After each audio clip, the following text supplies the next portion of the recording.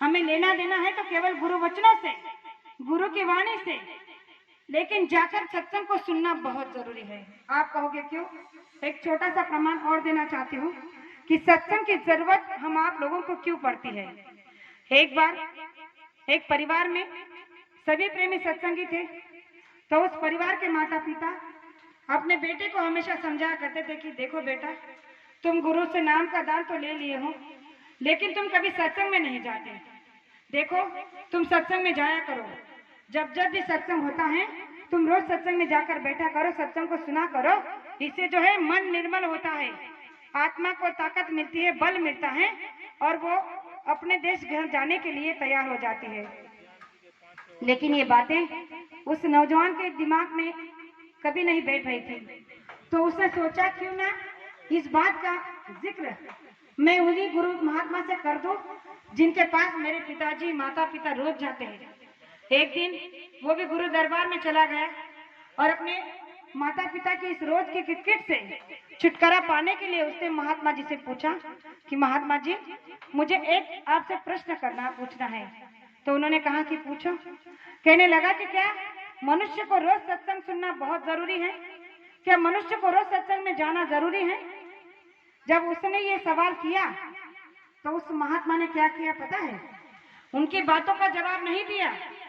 उन्होंने जमीन में उनके पास में जमीन पे एक कील गड़ा था और उनके पास में एक हथौड़ा पड़ा था। उस हथौड़े को उठाया और उस कील पर जोर से दे मारा। अब ये नौजवान देख रहा है कि मैंने इनसे पूछा क्या, इन्होंने क्रिया किया क्या। सोचा कि आज इनका बताने का कोई मूड नहीं है, तो वो चला गया। दूसरे दिन जब फिर से आया, फिर से उसने वही सवाल किया, महात्मा जी, क्या मनुष्य को रोज सत्संग में आना चाहिए? क्या मनुष्य को रोज सत्संग सुनने की जरूरत है? जैसे उसने ये सवाल किया, महात्मा ने फिर से वो हथौड़ा उठाया, फिर से उस कील पे जोर से दे मारा। फिर से इसने सोचा कि आज भी ये बताने के अपने मूड में नहीं है, फिर वो चला गया। तीसरे दिन जब आया तो मन में इस सवाल को लेकर आया कि आज तो मैं पूछ कर ही रहूंगा कि आप मेरे सवालों का जवाब क्यों नहीं दे रहे हो। तो जैसे ही उसने पूछा, महात्मा ने फिर से वही हथौड़ा उठाया और उस कील पर दो जोर से दे मारा। अब जैसे ही कील पर हथौड़ा गिरते ही उस नौजवान ने उनके हाथ को पकड़कर कहा कि महात्मा जी, मैं 3 दिन से आपसे एक ही सवाल कर रहा हूँ और आप एक ही क्रिया करते जा रहे हो, मैं कुछ समझ नहीं पा रहा हूँ। क्या आप मुझे बता सकते हैं कि मेरे सवाल से और आपकी इस क्रिया से क्या संबंध है? तो उस महात्मा जी ने कहा कि बेटा, जिस तरह से तुम कह रहे हो ना कि मनुष्य को रोज सत्संग की जरूरत है, क्या मनुष्य को रोज सत्संग में जाना चाहिए, तो ये तुम्हारा प्रमाण उसी का उत्तर है। तो उसने कहा कि मैं कुछ समझा नहीं। कहने लगे कि देखो, पहले दिन जब मैंने इस कील पर एक हथौड़ा मारा था तो इसकी पकड़ कुछ मजबूत नहीं थी, लेकिन दूसरे दिन जब इसको मैंने जोर से हथौड़ा मारा तो इसकी पकड़ कुछ मजबूत हो गई। आज जब फिर से मैंने इस पर वही हथौड़ा मारा तो जमीन में ये इस तरह से इसकी पकड़ बन गई है, ये इस तरह से धस गया है कि अगर इस कील को कोई जानवर पशु को बांध दोगे तो वो भी आसानी से इस कील को निकाल नहीं सकता। इतनी पकड़ इसकी मजबूत हो गई है इस हथौड़े के गिरने से, इस हथौड़े के मार खाने से। क्योंकि यही हम सबका हाल है। जब तक हम सत्संग में नहीं जाएंगे, संत महात्मा के वचनों का हथौड़ा हम पर नहीं गिरेगा, तब तक न हम पक्के होंगे, न हमारे अंदर के विचार जो विकारों के अवगुणों का हमारे अंदर भंडार है वो खत्म नहीं होगा।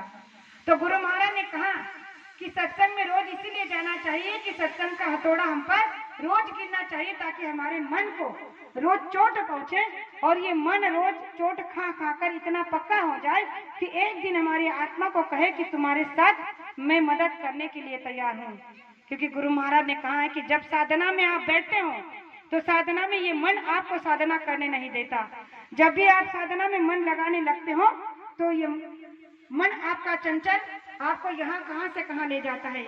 तो इसीलिए गुरु महाराज ने कहा कि साधना में बैठने से पहले, बंदगी के बाद इस मन से भी एक प्रार्थना रोज करते रहो कि हे मन, मैं तो तुम्हारे युगों युगों से सुनता आ रहा हूँ, इस युग में भी, इस जन्म में भी सुन रहा हूँ, और सुबह से लेकर शाम तक मैंने तुम्हारी ही सुनी है, लेकिन अब 1 घंटे के लिए तुम मेरी सुन लो। अगर 1 घंटे के लिए तुम मेरी सुन लोगे तो मैं तुम्हारी हमेशा के लिए सुन लूंगा।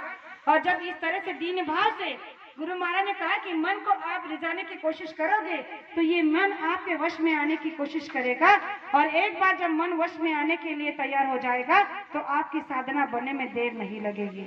तो प्रेमियों, साधना बनाना कोई खेल नहीं है।